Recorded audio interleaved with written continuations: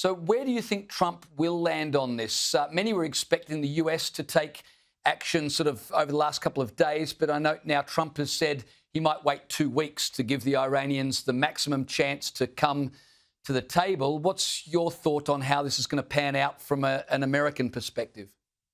Well, Donald Trump has been saying since 2011 that the Iranian mullahs cannot have nuclear weapons. He's been absolutely consistent on that.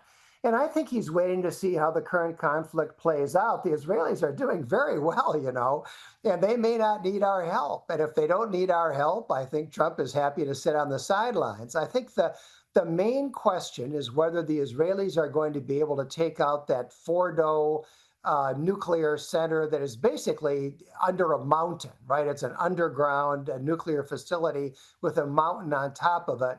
We've got the only ordnance in the world, the bunker busting bomb, they call it, that can literally go through that mountain and blow up that nuclear facility. I'm not sure the Israelis need that to put that facility out of business. So my sense is that Trump is waiting to see how it plays out, waiting to see how the Israelis continue to mop up the nuclear program. My guess is if he thinks that our munitions are needed to finish the job, he will probably make those munitions available. Yeah, and I agree with you. It does seem, whatever America's involvement, the decision has been made, the job must be finished.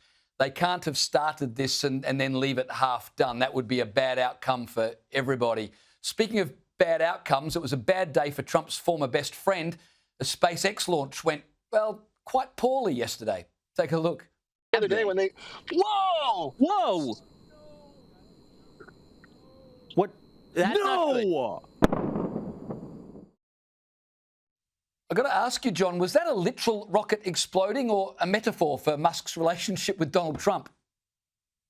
Well, that was a bad day at the office for Elon Musk. There's no doubt about it. And SpaceX has had a few of those, although they've also had some real successes, like showing that a rocket can be recycled by catching it on the way down.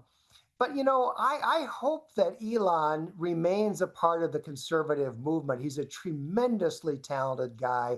And I think his involvement in the conservative movement has been great for America and good for the world. And I hope that he can patch things up with Trump and in any event, one way or another, stay involved on our side. Just one more thing before I let you go, John. I wanted to ask you about Trump unveiling a giant 88-foot flagpole, 2 of them, I think, at the White House. The man sure knows the importance of optics, doesn't he? Sometimes I think people in other countries don't fully appreciate the difference between our Republican Party and our Democratic Party, and a politician like Trump and a lot of politicians on the other side of the aisle. Trump is pro-America. He is in favor of the United States. He loves our country and wants us to succeed. And when he puts up these flagpoles and these American flags, he's reminding voters of that. The reality is we have politicians in America who are not pro-America, who don't want our country to succeed. And I think we can't be reminded of that fact too often. So I like to see Trump putting up those massive flagpoles.